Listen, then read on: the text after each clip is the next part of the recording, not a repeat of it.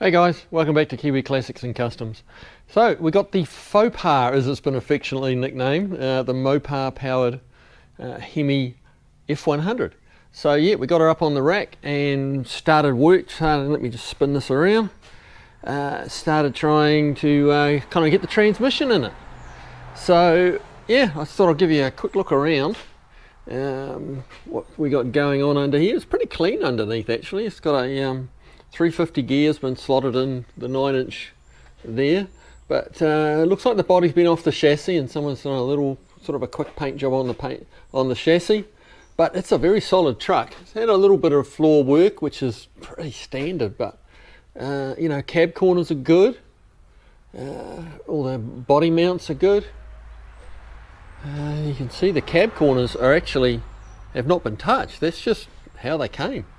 Which is unusual to see that. Cab corners are usually gone. That one might be getting a little thin there on the bottom edge, but really pretty darn good. The bed's good. It's got a couple little holes, but just on small areas. This is a very, very good starting point for something like this, you know. But anyway, on to business. There's the back end of just get rid of that. Yeah, there's the back end of the trans, and obviously the bottom of the Hemi. Massive cylinder heads on these things. So what I have done is we had to have the bell housing off, so we could actually, if you peek right in there, you can see there's a piece of strap steel in there, like 2.5-inch wide strap steel, which I had to put across the flywheel to mount my magnetic base on. For the DTI gauge.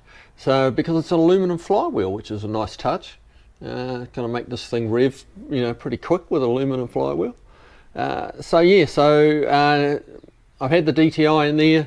We're about 11th thou off of centre, so I've got some offset dowels, and we're going to tweak that bell housing around a little bit and get it in the middle. Get a clutch on, get a transmission in. It sounds pretty simple when you say it fast, right? So anyway, I'm going to start and back in a second. Alrighty, so you can see the DTI gauge all set up and the magnetic base deep in there. And so, had the bell housing off, we switched the dowels out. Now I'll show you a little something. I had the dowel that goes up on this side here. You can get to the back of it, so you can drift that out with a punch. The other side, it's completely covered by the block of the Hemi, so you couldn't get to it, and it was tight. I could not get it to turn, couldn't get it to do anything. So what I ended up doing was, I'll try and show you this, that's the old dowel.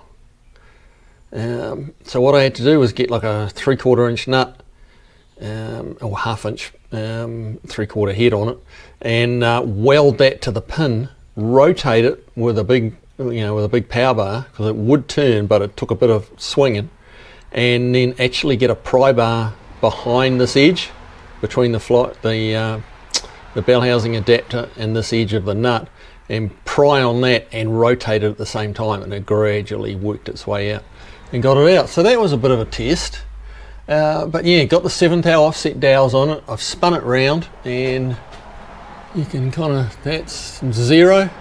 And the worst reading we got, which was over, that's pointing at the top, that's a 0, you zero it out there. We had 0 at the bottom, 0 at that side, and we had 0.02 of an inch on this side. So that's more than close enough. 5 thou is kind of the goal, and we got to 0.02 of an inch. So that's going to be a happy transmission.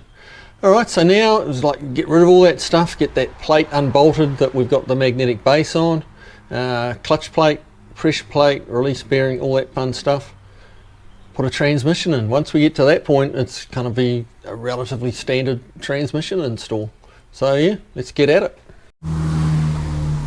Okay, so as you can see, bell housing's off in, that steel plate we had across for the magnetic base is gone. Clutch pressure plate and clutch plate are on. Just a quick tip when you're lining these things up, obviously just about every clutch kit you buy these days has this alignment tool, all right, and you know, to suit the spline on the clutch and the pilot bearing. or as we Kiwis like to call them, spigot bearings. Now, this gets you really close, but if you can, gravity will want to take the clutch plate down, and I'm trying to kind of zoom in here, not cast too many shadows. You'll see that this is kind of low in the circle of fingers here. At the moment I've just got the bolts like finger tight, so I can move this around. So gravity wants to take the plate down a little bit, so a little tip is just to push this up a little until it actually, like if you just slop this alignment tool in there and like let it hang and do the bolts up, it's going to be a little bit low. So I just push it up a little bit. I've got just enough load on these that it's trying to grab the plate, but you can overpower it pretty easily. So you can move this around a little bit. So I try and get it like that so it looks a little more centralized in that hole.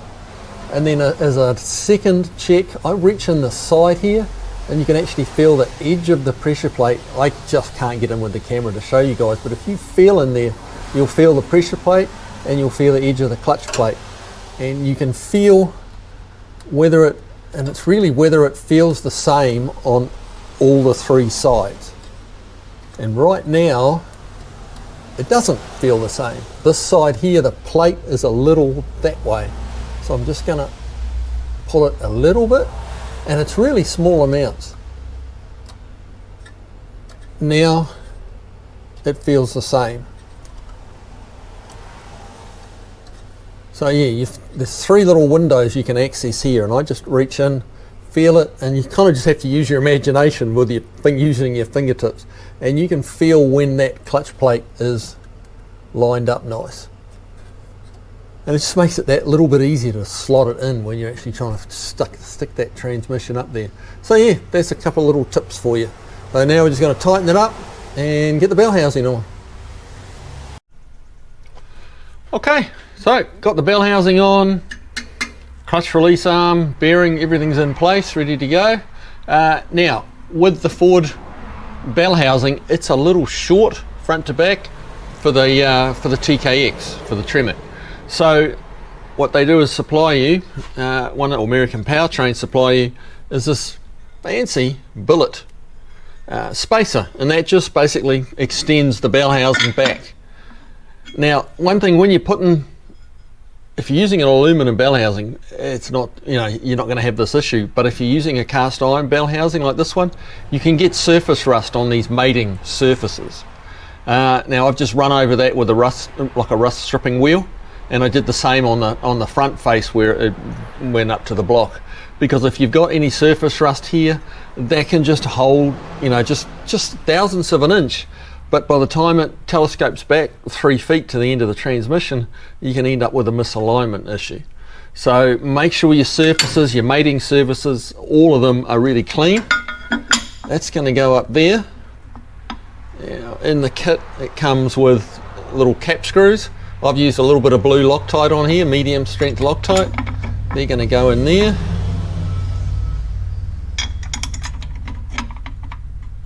At least they should.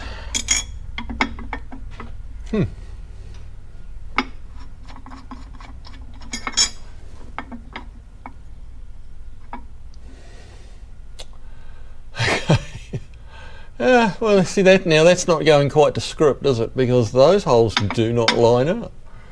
Okay, this is live. Well, it's we haven't rehearsed it, put it that way. So something's not right here.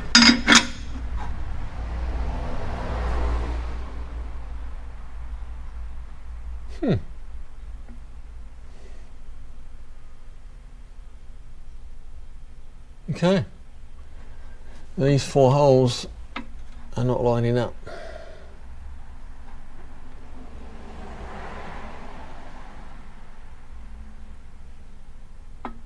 All right. Plan B. All right. Turns out that spacer, in this case, does not go up on the bell housing. Turns out there's a few different of the Ford bell housings. So, and that adapter plate or spacer plate in actual fact, doesn't bolt on there. The bolt pattern is slightly different. They made a 3 or 4 apparently, talking with American Powertrain, 3 or 4 different bolt patterns. These 4 inner ones. So that spacer plate sometimes bolts on to the bell housing, sometimes doesn't. All right, so don't stress about that like I did. I thought, oh, this is a problem. But no, turns out it's just a variations in the year and stuff of the bell housing. So what you do instead is slide this adapter plate, which you can see here. You just slide that onto the nose of the transmission, which I've got up in place here. And yeah, now we'll see if we can't get it in, which is that's going to be the most challenging piece. Actually getting it up there and in the hole, because we got to thread it through the release bearing, got to thread it through the clutch plate and into the spigot. So we got a little bit to do. So this is where a rack and a transmission jack is definitely your friend.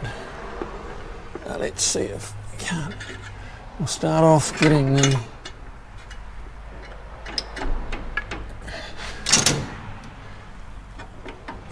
release bearing through.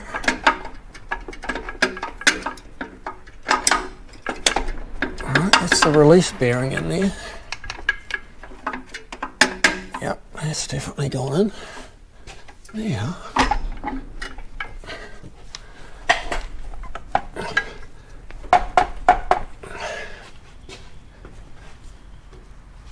we're still an inch or so away.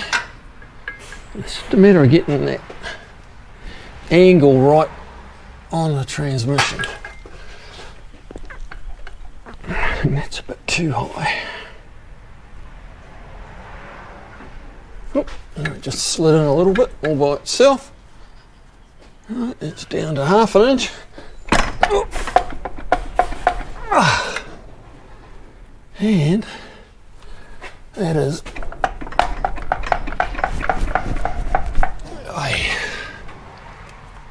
ooh, very close. Very close.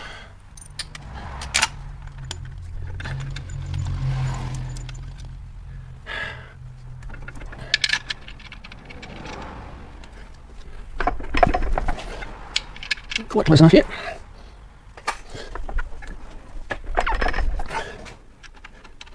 I'll just get a little pull into the bolt. It is all the way in because we're only about 1/8 of an inch away. It's just a lot of transmission just swinging there. So we'll just,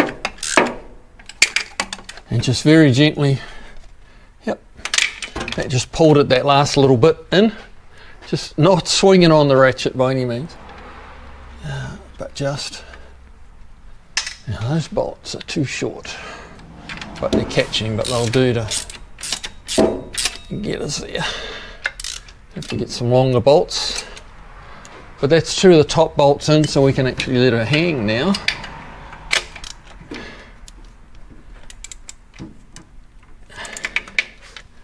Ooh, that wasn't too bad. Alright, rid of that tie-in strip. Rather than let the jack down, I think we'll wind up the stand we got under the engine, because everything is rather dramatically downhill at the moment. So let's just haul that up to somewhere a bit closer to where it's going to live full time. Oh, it might be a little too high. Looked a bit lower from the other side. That's okay. It's all a trial and error process. It's not like too many of these Fords have had 392 Hemis and TKXs in them, is it? But I'm happy with that. It's in the hole. It's on the back of the engine, and that is a really good start. I'll get rid of that. But yeah, that's a little too high. Yeah, about there somewhere. He does have, I've just pushed it to one side, but he does have the raised up hump. So I've just got to get the angle finder on the trans line and just on the drive line to just measure the angle. We want that about that 3 degrees down. So, and it can be quite hard to tell by eye. You look at one angle and you think, wow, that's got a real slope on it, and then you look at another angle and it's like, oh, that looks about right. So I just use an angle finder on my phone, and that obviously make sure your vehicle's level. And then but what we do, the kit did come with a cross member, so I'm going to grab that and get that into place and probably just sit it on the cross member they supplied, and then measure and see what we got, because obviously the angle of the engine and trans is dictated by the transmission cross member, and it's obviously also greatly dictated by the height that the engine is mounted up the front. So if that engine's a little too high, you know, we're going to have a real steep angle, or if it's a little too low, it'll all be wrong. So let's just get the cross member in and see what we got. So I'll be back in a second, guys. Okay, I've been busy. So as you can see, cross member's in. Spin that around. Yeah, it's quite a clean little cross member. Comes from American Powertrain. Basically, you just bolt it up to the transmission, get your transmission at the height you want, and you drill in through the side here. There's another, little plate here that gives you, width-wise adjustability. Yeah, drill it into the side of your frame rails, bolt it up through there, job done. So that's the transmission mounted. And I've been busy on the clutch. Now, this is a little trickier to see. So what we had to do is, if you look right up there, there's a bracket, and you can see this black bracket here with the studs sticking out. That's for the clutch slave cylinder, the hydraulic slave cylinder. So we had to mess around with that a little bit because of the cast iron bell housing. We had a little bit of clearance issues. We had to grind the back of the bracket off a little bit, adjust the shimming a little bit, but it's in there. It's in there and looking good. So let me grab the master cylinder, and I'll show you how that goes in. Alright, here is the slave cylinder. Now it's a little bit different. I'm used to getting a slave cylinder with little lugs off each side that you bolt it on with.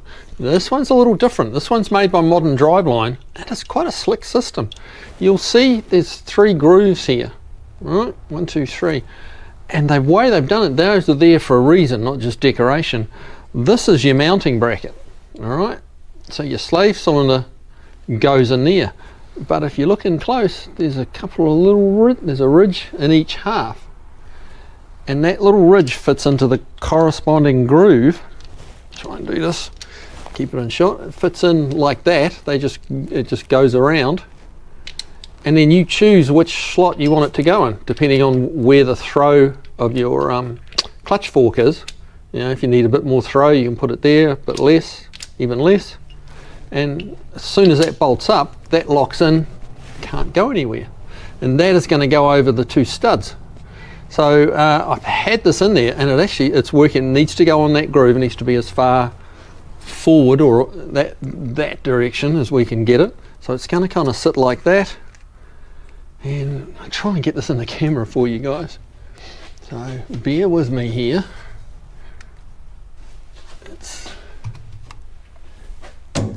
This is where you need Steve pointing the camera, but I don't have him here, not at the moment anyway. So there you can kind of just see the studs here sticking out of that bracket. There's your clutch fork. Let me swing around here and put that first half in over the studs, like so. We'll slip this slave cylinder in. It's going to go there,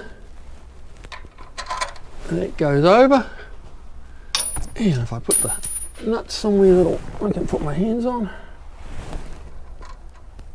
that'll be like so. Spin those on. Let me see if we can try and get you a close-up of how that actually looks. Yeah, we'll connect your hydraulic line. It's going to go here up to the master on the firewall, and yeah, you've got your little bleed nipple just above it. Clear. We just need to put a return spring on here. Yep, on here, back to somewhere, and it's all going to work out rather nicely. Then it's a bit of electrical wiring and stuff like that, make some exhaust, get a drive shaft. Yeah, kind of all that's left to do is everything else. Alright, I'm going to get that bolted down, get a hose on it, you know, the pressure line, and keep it at the list. I've been busy.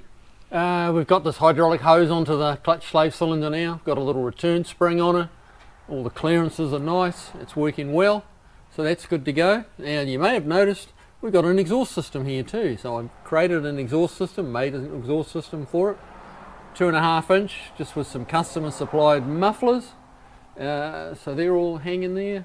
We just got them kicking out the side, all stainless, which is nice. We've got a drive shaft on, so that came courtesy of Precision Shaft Technology, which is PST down in Florida. I've had a golden run with them. Whenever you order a drive shaft, exactly the right one turns up. You give them the specs, it's just never wrong. They're awesome. So we have a drive shaft in it. We've got the wiring done. We've got the reverse lights hooked up. We've got the neutral safety switch hooked up here. That's going around.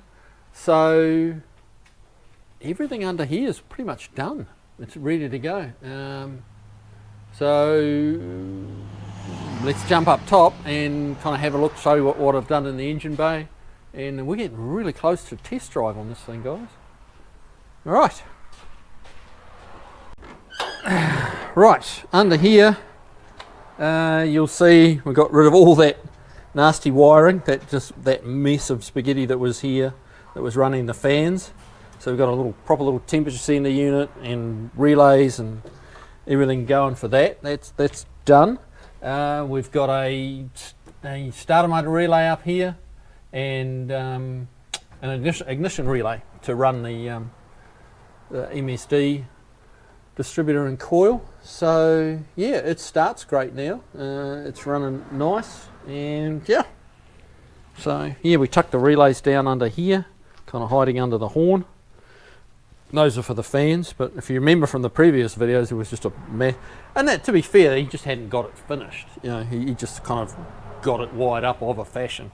So yeah, that's all done. So it's pretty clean under here. You can see the little clutch master cylinder up here. So yeah, this is, I think it's time to fire it up, see if it'll drive out.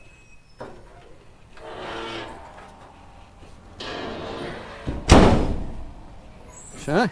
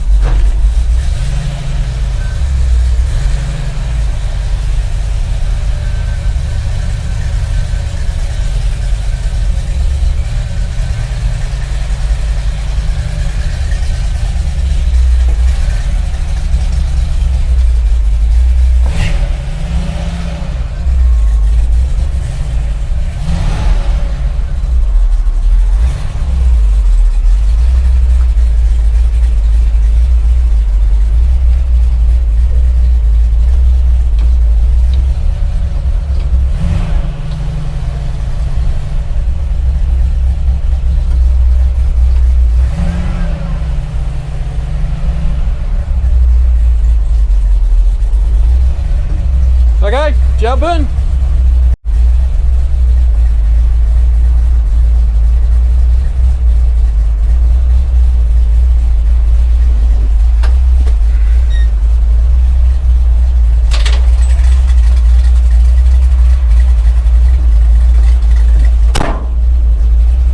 Alright, so we're not going to do anything too outrageous for a number of reasons.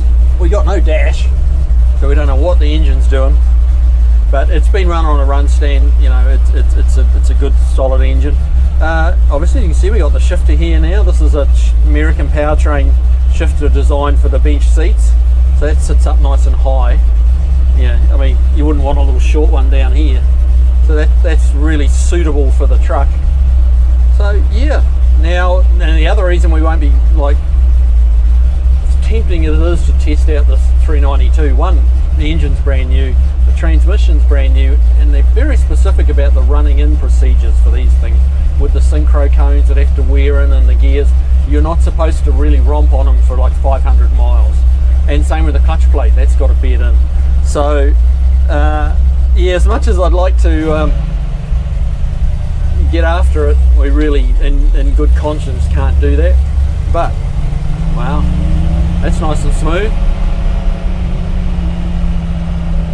It's very easy.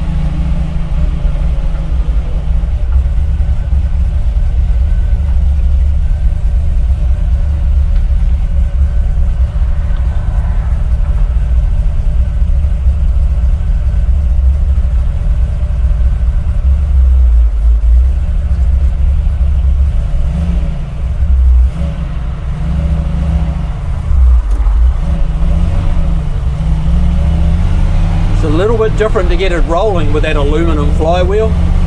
The revs, as you engage the clutch, the revs pull down very quickly because there's not much mass in the flywheel, not much weight.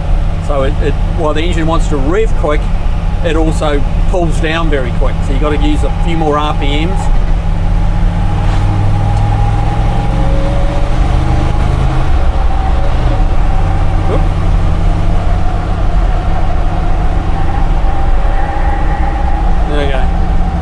Wheel alignment is about, I think by the sound of the tyres, it's towing out about a foot. They're howling away. Let me wound the window up, they're probably drowning me out. Whew.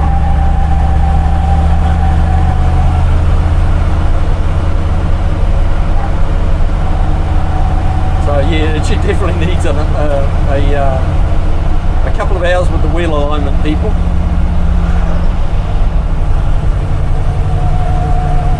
Got bags of torque, this thing. Like that's in fourth gear and just chugging, and it's quite happy.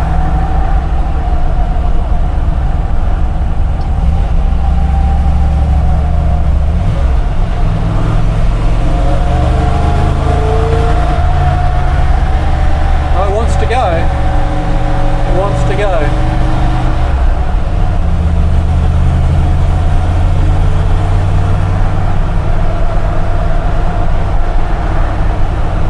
Well, apart from the heinous wheel alignment, it's squealing the tyres as we go and making it a little bit wandery.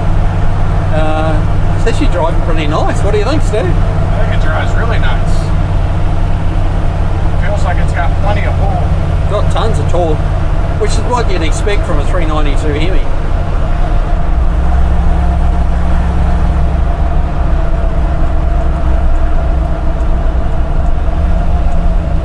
I believe the indicators are working. I did check them, but I got nothing on the dash to tell me they are. So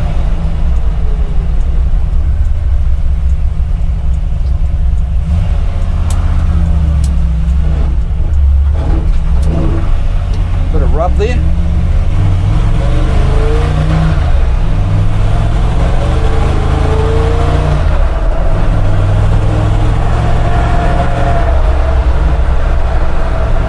As soon as you start to climb in speed of it, is really wanting to wander. It's just each front wheel's taking a turn at who's steering left and who's steering right.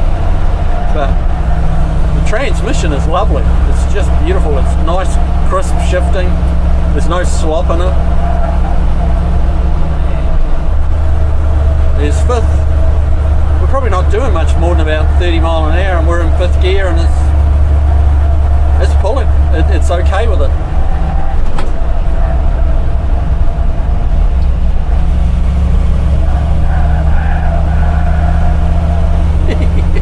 I don't know whether you guys can hear the tyres squealing, but even with a little bit of a curve, you know, it's really howling. Oh, best get it back to the shop. But, you know, we've gotten done what we were asked to get done, and now it can go home and get finished off. And for me, for us, this is definitely a win. This is a cool old truck. It actually drives pretty well. It'll be a lot better with the wheels pointed the right way. but this is going to be a nice truck. Nice to drive. Alright fellas, well, that's it. That's it for the faux pas, the Ford Mopar. We might get it back one day when it's kind of all finished off and we can give it a stretch its legs a little bit once it's done a few miles. But this is going to be a badass truck, man. Alright fellas, I'll see you on the next video. Take it easy.